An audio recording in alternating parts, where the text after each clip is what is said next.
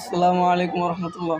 প্রিয় দর্শক, এই মুহূর্তে আপনাদের সামনে আমার একজন ছাত্র, যে আমাদের মাদ্রাসার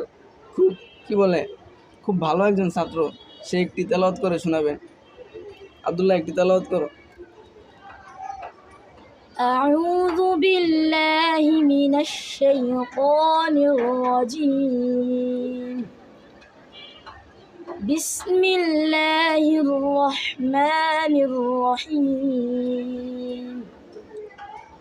وأما القاسطون فكانوا لجهنم حطبا وأن لو استقاموا على الطريقة لأسقيناهم ماء غدقا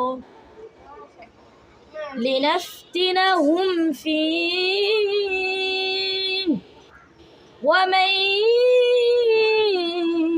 يعرض عن ذكر ربه يسلكه عذابا صعدا وأن المساجد لله فلا تدعوا مع الله أحدا صدقت يا رب العالمين.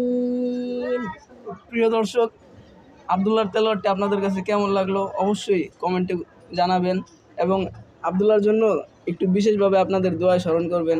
আল্লাহ যেন আব্দুল্লাহর গলাকে আরও ভালো করে দেয়। সেই মুহূর্তে একটু ঠান্ডার অসুস্থতার নিয়ামতে আছে। আল্লাহ যেন তাকে পরিপূর্ণ সুস্থতা দান করে এবং কোরআনের ধারক বাহক হিসেবে কবুল করে নেয়। আমিন ইয়া রব্বাল আলামিন।